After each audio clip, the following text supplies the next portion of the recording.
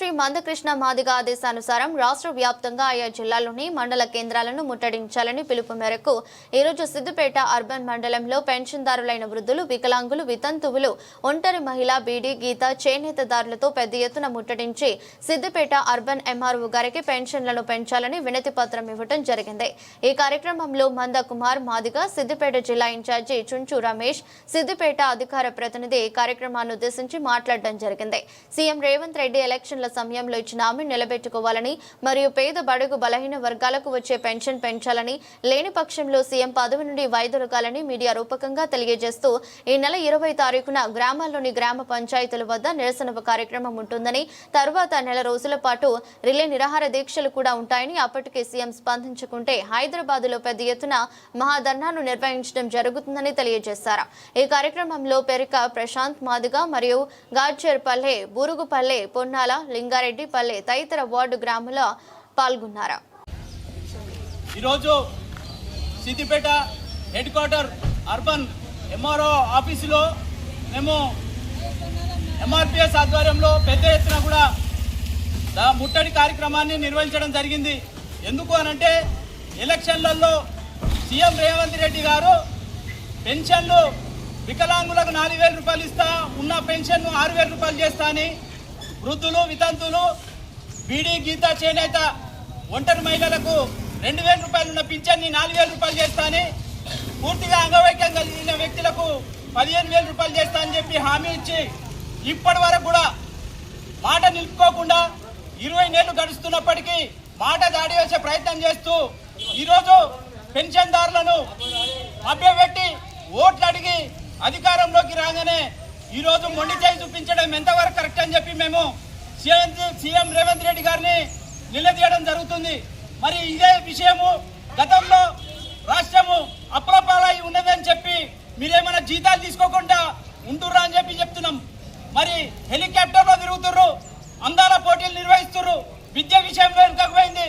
మరి మా వికలాంగులు కానీ, వితంతువులు కానీ, వృద్ధులు కానీ, ఒంటరి మహిళలు కానీ, బీడీ, గీత, చేనేత వాళ్ళకు మరి పింఛన్లు పెంచడంలో ఎందుకు విఫలమవుతుందని చెప్పి మేము ప్రశ్నిస్తున్నాం.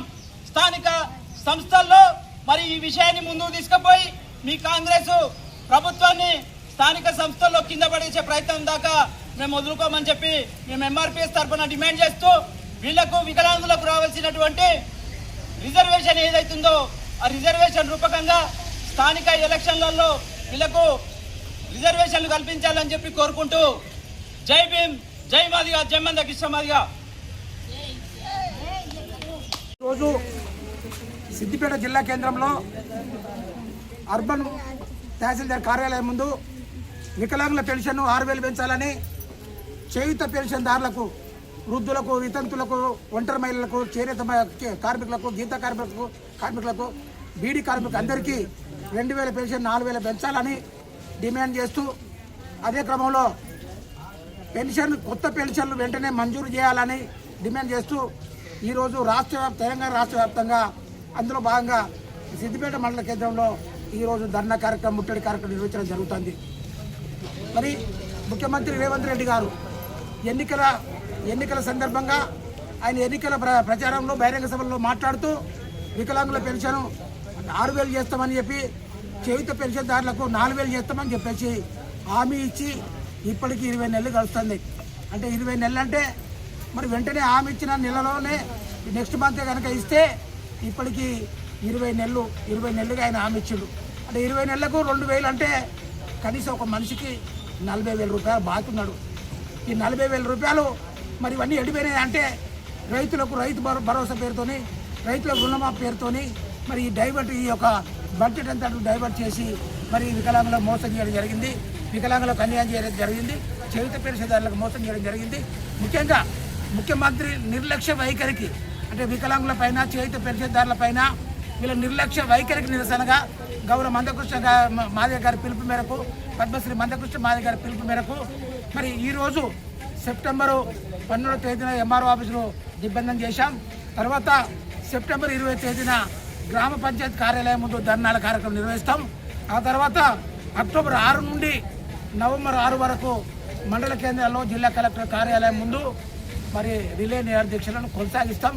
ఆ తర్వాత అప్పటికి మరి ముఖ్యమంత్రి రేవంత్ రెడ్డి గారు సమస్యల పరిష్కారం చేయకుంటే ఈ పెన్షన్ పెంచకుంటే రాబోయే ఎలక్షన్లో రాబోయే స్థానిక సంస్థ ఎలక్షన్లో మరి వికలాంగుల తరఫున చేయుత పెన్షన్దారులందరినీ ఏకం చేసి వాళ్ళని చైతన్యం చేసి మరి రాబోయే ఎలక్షన్లో కాంగ్రెస్ పార్టీని భూస్థాపితం చేస్తామని ఎలక్షన్లో వ్యతిరేకంగా ఓటు వేసి వాళ్ళకు బుద్ధి చెప్తామని అదే క్రమంలో అప్పటికీ కూడా మరి ముఖ్యమంత్రి దిగొచ్చి పెన్షన్ పెంచకుంటే మరి నవంబర్ 7 నుండి 20 తారీఖు లోపు హైదరాబాద్లో లక్షలాది మందితో మరి వికలాంగుల గర్జన చేయుత పెన్షన్దారుల మరి గర్జన కార్యక్రమాన్ని లక్షలాది మందితో నిర్వహిస్తాం.